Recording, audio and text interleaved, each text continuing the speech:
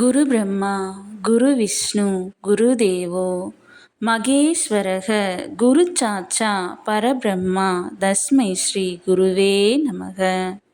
வணக்கம் நேயர்களே, நான் உங்கள் பரம்பரை ஜோதிடர் திருமதி பிரேமலதா தமிழ்மணி, சிவசக்தி ஜோதிட நிலையம், ஜேடர்பாளையம்.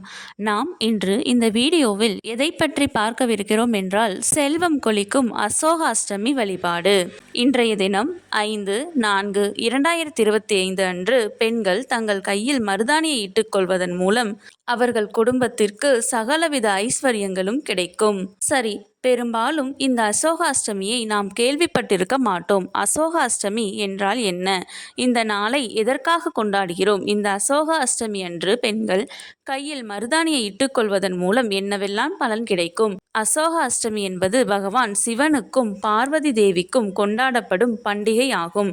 அசோகா என்ற வார்த்தையின் அர்த்தம் துக்கம் இல்லாதது. எனவே இந்த பண்டிகை தீமையை விலக்கி நன்மையின் முக்கியத்துவத்தை குறிக்கிறது. அசோகா அஷ்டமி என்பது வசந்த நவராத்திரியின் 8வது நாள் அசோகா அஷ்டமி தினமாக அனுஷ்டிக்கப்படுகிறது. அதாவது பங்குனி மாதம் அமாவாசை திதியிலிருந்து வரக்கூடிய 8வது நாள் அசோகா அஷ்டமி என்று சொல்லுவார்கள். ராவணன் சீதையை சிறைப்பிடித்து வைத்திருந்தான். இலங்கையில் ராவணனின் கோட்டையில் அசோகவனத்தில் தான் சீதை இருந்ததாக புராணங்களில் குறிப்பிடப்பட்டுள்ளது. அசோகவனம் என்று குறிப்பிடக்கூடிய வார்த்தை எது தெரியுமா? மருதாணி தோட்டத்தை தான் அசோகவனம் என்று சொல்கிறார்கள். மருதாணிக்கு சமஸ்கிருதத்தில் அசோகா என்ற பெயர் உண்டு.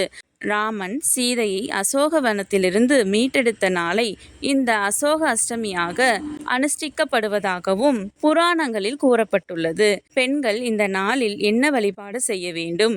இன்று 5/4/2025 எல்லோரும் அதிகாலை வேளையிலேயே எழுந்து குளித்து மருதாணி செடியிலிருந்து மருதாணி இலைகளை பறித்து அரைத்து கொள்ள வேண்டும்.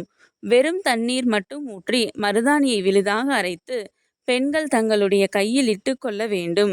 இந்த தினம் எந்த நேரத்தில் வேண்டுமென்றாலும் மருதாணியை உங்களுடைய கையில் இட்டுக்கொள்ளலாம். உங்களுடைய வேலைகளை எல்லாம் முடித்துவிட்டு உங்களுடைய கையில் மருதாணியை மறக்காமல் வைத்து கொண்டால் உங்களுடைய மனம் மிகவும் சந்தோஷமாக மாறத் துவங்கும். இந்த நாளில் கையில் மருதாணியை இட்டுக்கொண்டால் அவர்களுக்கு வாழ்க்கையில் கஷ்டம் குறைய துவங்கும் என்பது நம்பிக்கை. காரணம், சீதா தேவிக்கு அசோகவனத்தில் துணையாக இருந்தது மருதாணி செடிதான்.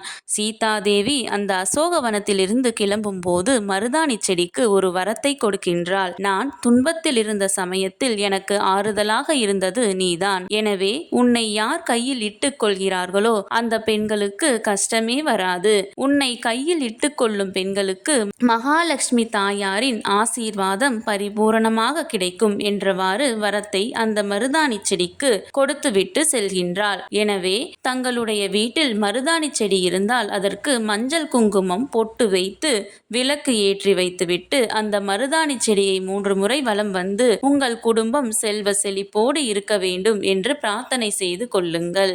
இந்த நாளில் உங்கள் கையில் மருதாணியை வைத்துக்கொண்டு இந்த வழிபாட்டை செய்து முடித்தால் உங்கள் வீட்டில் ஐஸ்வர்யம் பெருகும், பண கஷ்டம் தீரும், கடன் சுமை குறையும், குடும்ப ஒற்றுமை அதிகரிக்கும், மேலும் மேலும் உங்களுடைய குடும்பம் மேலோங்கி தலைத்து நிற்கும். அரைத்த மருதாணியை நீங்கள் மட்டும் வைத்துக்கொண்டு விட்டுவிடாதீர்கள். உங்களுடைய அக்கம் பக்கம் வீட்டில் உள்ளவர்களுக்கும் தெரிந்தவர்களுக்கும் சொந்த பந்தங்களுக்கும் என அனைவருக்கும் கொடுத்து வைத்துக்கொள்ள சொல்லுங்கள். அவர்கள் அதை கையில் வைத்துக் கொள்வார்கள். அவர்களுடைய கஷ்டமும் தீரும். அதற்கு உண்டான புண்ணியம் ஒரு துளி கூட குறையாமல் உங்களை வந்து சேரும். இன்று 5/4/2025 அசோக அஷ்டமி வழிபாட்டை செய்யக்கூடிய பெண்களுக்கு சாட்சாத் அந்த மகாலட்சுமி தேவி சீதா தேவியின் அருள் நிச்சயம் பரிபூரணமாக கிடைக்கும். கடவுளின் அருளால் அனைத்தும் நன்மையாகவே அமைய சிவசக்தி ஜோதிட நிலையத்தின் வாழ்த்துக்கள். சுபம்.